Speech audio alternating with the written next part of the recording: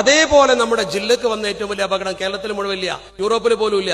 ഏറ്റവും വലിയൊരു അപകടമാണ് നമ്മുടെ കുട്ടികളൊക്കെ ഇന്ന് പ്രബോധിതരാകേണ്ടതിന്റെ ഒരു കാരണം ഈ മദ്യം പ്രബോധനത്തിന്റെ ഭാഗമാക്കണം. അതാണ് ഞാൻ പ്രബോധനം വിഷയമാക്കിയത്. രണ്ടാമത്തേത് ലോകകപ്പാണ്. ലോകകപ്പ് നിങ്ങൾ ധാരാളമായി കാണുന്നുണ്ട്. ഞാൻ ചോദിക്കട്ടെ, ഈ മലപ്പുറം ജില്ലയിൽ ഉയർത്തപ്പെട്ട അത്ര ഫ്ലക്സ് യൂറോപ്പിൽ പോലും ഉയർന്നിട്ടില്ല. യൂറോപ്പിലില്ല. നിങ്ങൾ പരിശോധിച്ച് നോക്കൂ. യൂറോപ്പിന്റെ ചരിത്രം പഠിച്ചു നോക്കി. കളിക്കാരുടെ നാട്ടിലില്ലല്ലോ, അവരുടെ നാട്ടിലില്ല. നേരെ മറിച്ച് നമ്മുടെ കുട്ടികൾ കളി കാണാം, ആസ്വദിക്കാം. നമ്മൾ അതിനൊന്നും എതിരല്ല.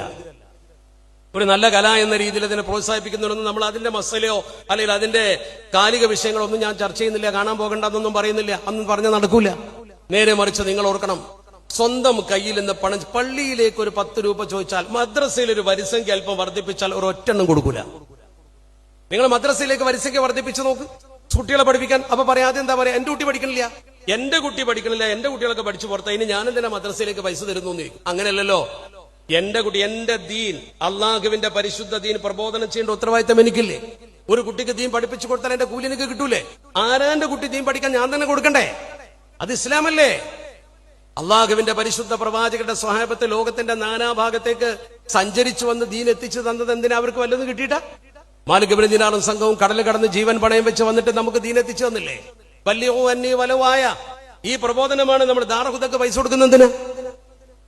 അള്ളാഹുവിന്റെ ദീനിനെ പരിചയപ്പെടാത്ത ആളുകൾക്ക് അക്ഷരം പഠിപ്പിച്ചുകൊണ്ട് അവർ ഉയർത്തിക്കൊണ്ടുവരുന്ന കുട്ടികളെ. ഉത്തരേന്ത്യയിലെ മക്തബുകൾ എത്ര മനോഹരം. സമസ്ത കേരള ജംഇയ്യത്തുൽ ഉലമ പോലും മദ്രസകൾ അംഗീകരിച്ചുകൊണ്ട് ആ മദ്രസകൾ കൃത്യമായി ദീനീ പ്രബോധനം നിർവഹിച്ചുകൊണ്ടിരിക്കുകയാണ്. ദാറുഹുദയുടെ ആ പ്രവർത്തനം അവിടെ എത്തിയില്ല എങ്കിൽ അവർക്ക് ദീൻ എന്താണെന്ന് അറിയില്ല, അവർക്ക് ദീൻ പഠിക്കാൻ കഴിയില്ല. അവർക്ക് ശരിക്കും ദീൻ പഠിപ്പിച്ചു കൊടുക്കണം.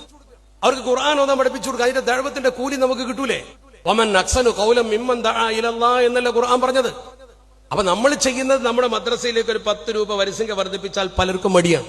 നേരെ മറിച്ച് ഒരു ഫ്ലക്സ് വെക്കാൻ, കട്ടൗട്ട് വെക്കാൻ, അത് ആരുടെ കട്ടൗട്ടാ വെക്കുന്നത്? ആരുടെ മുമ്പിലാണ് നമ്മൾ സംസാരിക്കുന്നത്? മഹാനായ ഖുത്ബുസ്സമാന്റെ മുമ്പിൽ. വൈദേശിക അധിനിവേശികളെ ഈ നാട്ടിൽ നിന്ന് പറത്താൻ വേണ്ടി സമരം ചെയ്ത മഹാനാണ്. ഇന്ത്യൻ സ്വാതന്ത്ര്യ സമരത്തിൽ ഏറ്റവും വലിയ പങ്ക് വഹിച്ച മഹാനാണ്.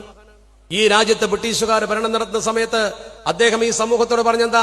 അസ്സൈഫുൽ ബത്താർ അലാ മൻ യുവാലിൽ കുഫാർ വയത്തഖിദുഹും മിൻ ദൂനില്ലാഹി വൽ മുഅ്മിനൂന അൻസാർ. അദ്ദേഹം ഗ്രന്ഥം എഴുതി സമൂഹത്തോട് പറഞ്ഞു, സഹകരിച്ചു പോകരുത്. അത് മകൻ ഏറ്റെടുത്തു, സ്വന്തം മകൻ ഏറ്റെടുത്തു.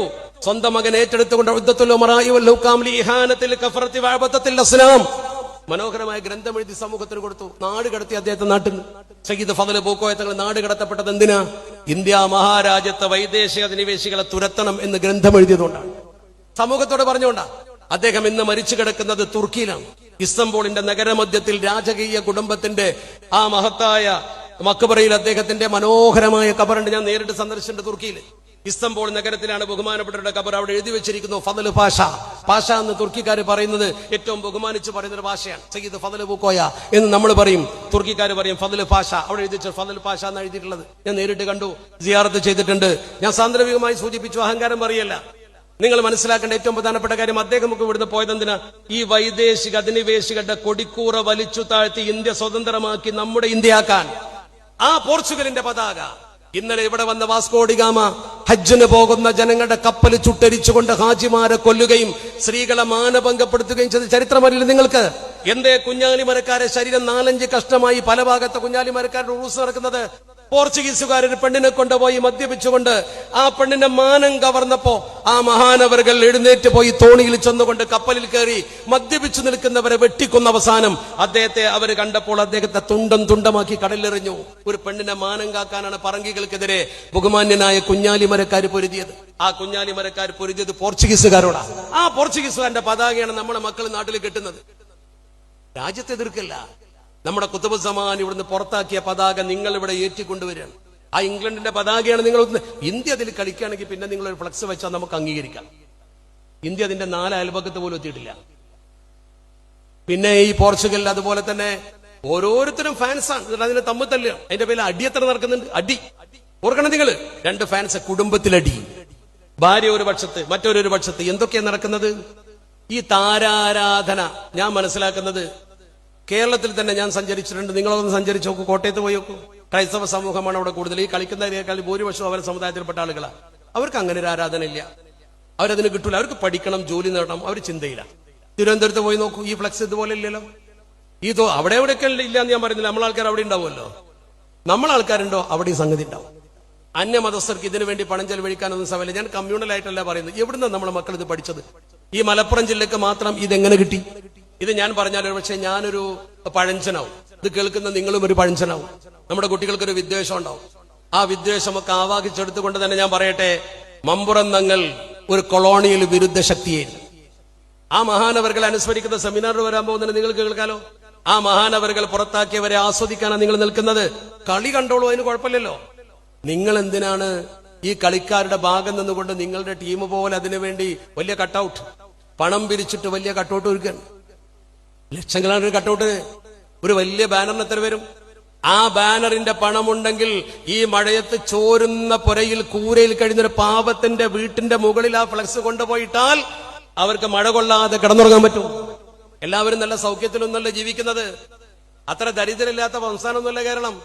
ചോറും തൊലിച്ചിട്ട് പാത്രം വെച്ച് കഴിയുന്ന പാവങ്ങളുണ്ട് കൂട്ടരെ. വീട് ജപ്തിയായിട്ട് ബുദ്ധിമുട്ടിയിട്ട് വന്നിട്ട് കരയുന്ന ആൾക്കാരുണ്ട് മഹല്ല് കമ്മിറ്റി കൊമ്പല്. ബാങ്കിൽ നിന്ന് കടമെടുത്ത പൈസ അടക്കാൻ കഴിയാതെ പലിശ കുമിഞ്ഞു കൂടിയിട്ട് ജപ്തി നോട്ടീസ് വന്ന് നിൽക്കണവർ. ആധാരം പടയം വെച്ച് നിൽക്കുന്നവർ എത്ര ആളുകളുണ്ട് നമുക്കിടയിൽ? നിങ്ങൾ തെരഞ്ഞു നോക്ക്. നമ്മുടെ സമൂഹത്തിലെ സാമ്പത്തിക പ്രയാസം അനുഭവിക്കുന്ന എത്ര ആളുകളുണ്ട്? ആളുകളെ മുഴുവൻ മുന്നിൽ വെച്ചുകൊണ്ടാണ് ഈ കൂത്താട്ടം നമ്മൾ നടത്തുന്നത്. കളി കാണാം, ആസ്വദിക്കാം, കളിക്കാരെ കുറിച്ച് പഠിക്കാം, അതിനൊന്നും നമ്മൾ എതിർക്കുന്നില്ല.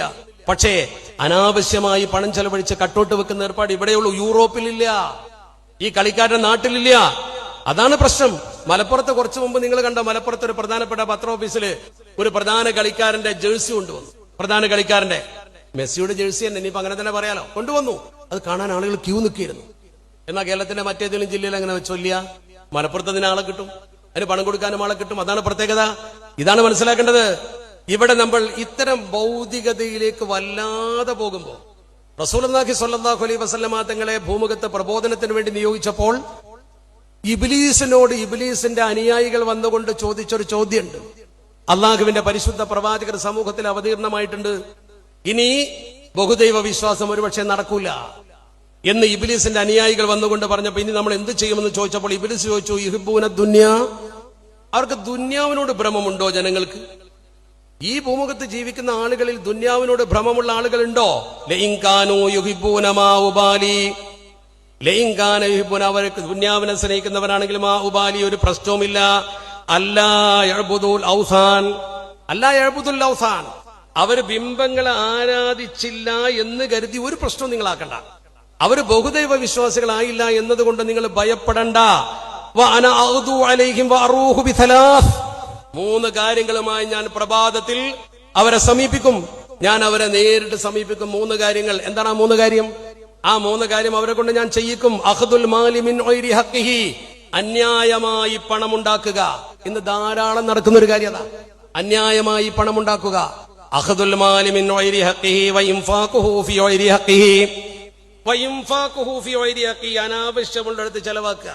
പട്ടിണി കിടക്കുന്ന മനുഷ്യന്മാർ കണ്ണിന്റെ മുമ്പിലുള്ളപ്പോൾ, ദാരിദ്ര്യം കൊണ്ട് നീരാളിപ്പിടുത്തം വരിഞ്ഞു മുറുക്കിയിട്ട് കരഞ്ഞു കഴിയുന്ന മനുഷ്യൻ ഈ ഭൂമുഖത്ത് നമ്മുടെ ചുറ്റുവട്ടത്തുള്ളപ്പോ നമ്മൾ ലക്ഷങ്ങൾ കൊടുത്തുകൊണ്ട് ഫ്ലക്സ് വെക്കുക.